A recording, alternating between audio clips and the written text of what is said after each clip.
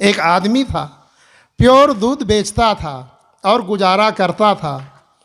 तो आदमी घर का मालिक तो ईमानदार था, उसकी पत्नी थी तेज तर्रार, अब वो थी चालाक। बारंबार कोसती थी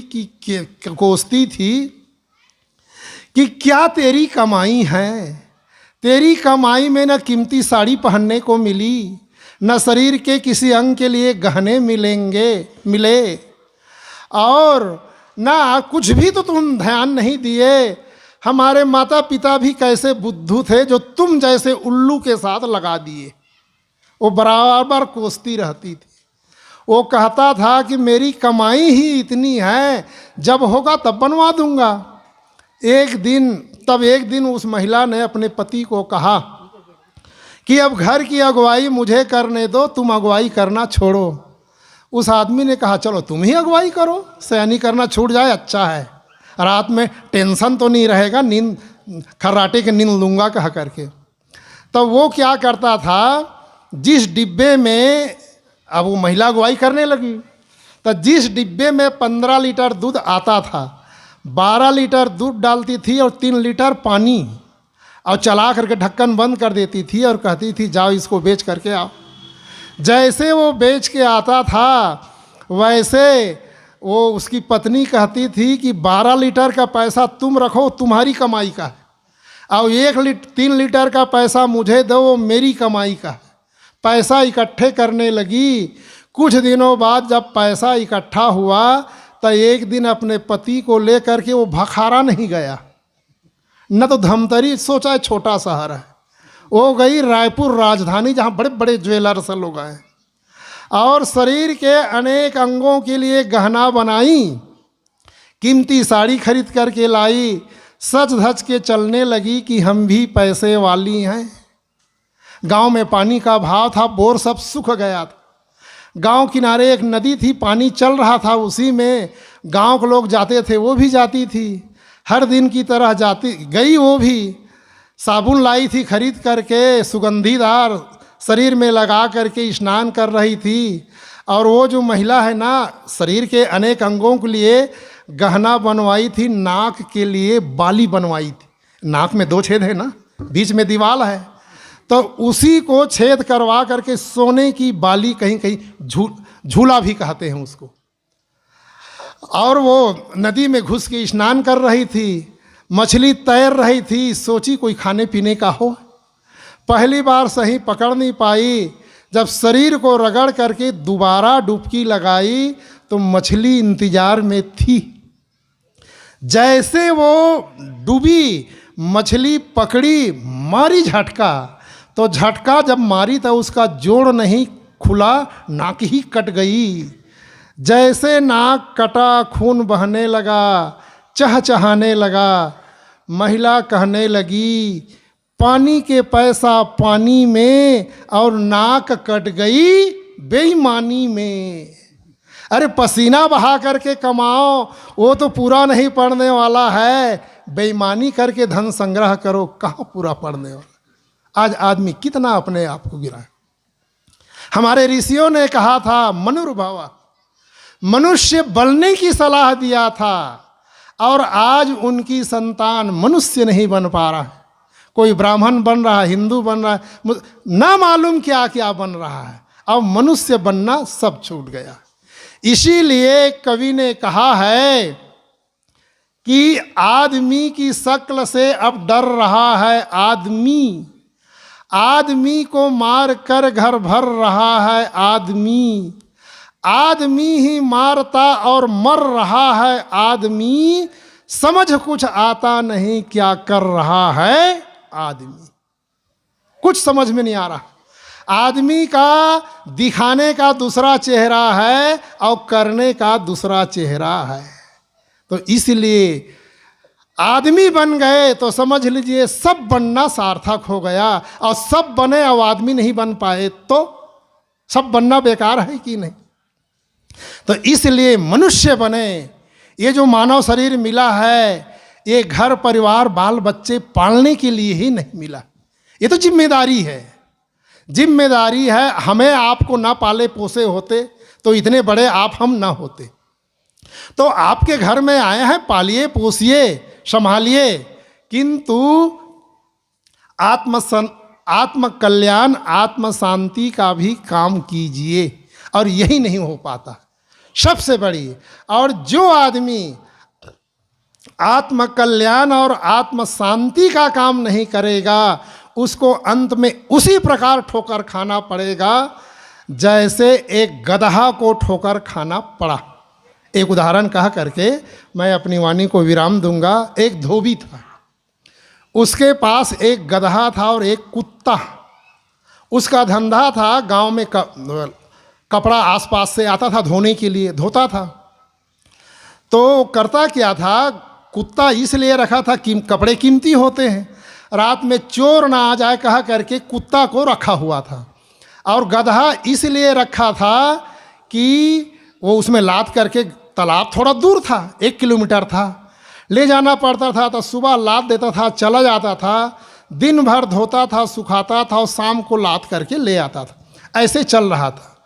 ऐसे करते करते धोबी के जीवन के 3 हिस्से बीत गए, एक हिस्सा बाकी था। एक दिन धोबी के मन में हुआ, ये कुत्ता तो काम का जानवर, मतलब ये गदहा तो काम का जानवर है, ये कुत्ता निरर्थक जानवर है।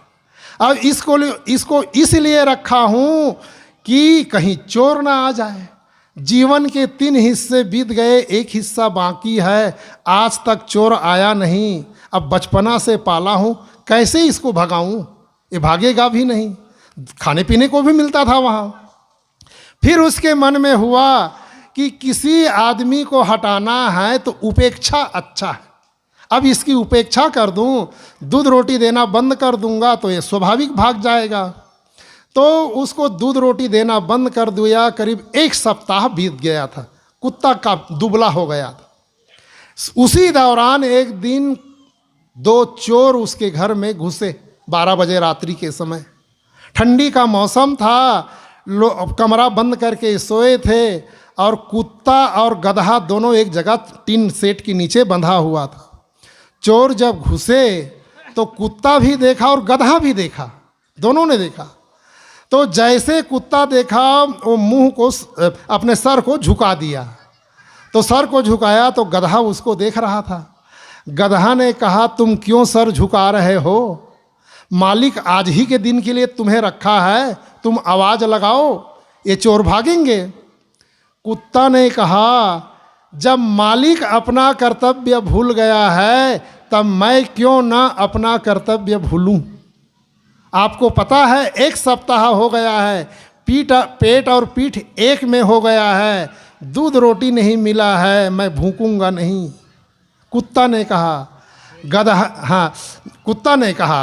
गदहा ने कहा कि अरे वो मनुष्य है, मनुष्य भले भूल जाए, किंतु तुम तो पशु हो, तुम पशु को बदनाम तो मत करो, पशु जगत को बदनाम ना करो, तुम तो आवाज़ लगाओ। ये गदहा कुत्ता को समझाने लगा। कुत्ता ने कहा कि तुम चाहे लाख कहो, मैं भूकूंगा नहीं। गदहा ने कहा, तुम नहीं भूकोगे, लाओ मैं ही भूक देता हूँ। कह करके गदहा 12 बजे रात्रि के समय वो अपनी भाषा में चिल्लाना शुरू किया। सेठ की नींद खुली, धोबी की नींद खुली, उठा और उठते ही वो जब चिल्लाया, नींद टूटी, उठाया डंडा बत्ती जला कर। और ये गदहा सोने नहीं दे रहा, बेसमय चिल्ला रहा है कह करके गया उसके पास और उसके पीठ में 4 डंडा जड़ा और डंडा फेंक करके जा करके फिर सो गया। जब वो चला गया तब कुत्ता ने कहा, मिला कुछ? कुत्ता गदहा को कह रहा है, मिला कुछ? गदहा ने कहा, हाँ पेट भर पाया।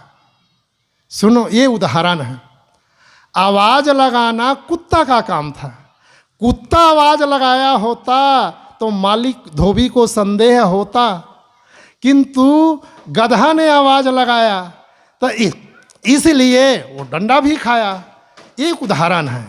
इसी प्रकार देखिए, आप सब बैठे हुए, आप अपने बच्चे की चिंता किए, ये तो ठीक है, क्यों? आपने पैदा किया है, पढ़ाया लिखाया योग्य बनाया, ये आपका कर्तव्य है। किंतु अब बच्चे के बच्चे हो गए हैं, तब बच्चे के बच्चे अब पोता हो गया, छत्तीसगढ़ की भाषा में कहूँ तो नाती भी हो गया, तब तो अब भजन साधना में लगो। देखो संत लोग के बजे से शुरू करते हैं और आप लोग कब पहुँचते हैं बताओ? कहाँ समय बिताते हैं? नाती पोता में ही या मेहमानी में ही तो समय बिता रहे हैं। तो सोचिए, भजन के लिए चिंता कीजिए। ये बताइए, जो पैदा किए हैं उसके लिए भी तो कुछ छोड़िए। किंतु ये होता क्या है, बूढ़े लोग सारी जिम्मेदारी तो बेटे बहू को दे देंगे और चिंता अपनी खोपड़ी में रखे रहते, चिंता नहीं छोड़ते, और इसीलिए अंत में दुत्कारे जाते हैं, बुढ़ापे में तिरस्कृत होते हैं। तो आवश्यकता है कल्याण साधना भक्ति भजन की चिंता करने की। इसीलिए जीवन मिला हुआ है। इसीलिए कबीर साहब ने कहा है, मानुष तेरा गुण बड़ा। हमें मनुष्य बनने की उस महापुरुष ने सलाह दिया था। आइए, हम और कुछ ना कर सकें तो मनुष्य बने। कबीर साहब के साखी, मानुष तेरा गुण बड़ा, मांस नावे आकाज, हाड़न होते आभरण त्वचा न बाजन बाज। पर मैं कुछ समय निवेदन किया, 4 बज रहे हैं, तो हमारे पूज्य श्री साहब जी उपस्थित हैं। आप अच्छे भजन गायक भी हैं, भजन गाएंगे, कुछ सुनाएंगे, फिर पूज्य श्री साहब जी उपस्थित हो जाएंगे, उनके गंभीर विचार सुनेंगे। बोलिए सद्गुरुदेव की जय। बस ज़्यादा समय नहीं, 1 ही घंटा समय है। इसलिए मेरा आप सबों से निवेदन है, जिस शांति का परिचय अभी आप दे रहे हैं, इस शांति को बनाए रखिए।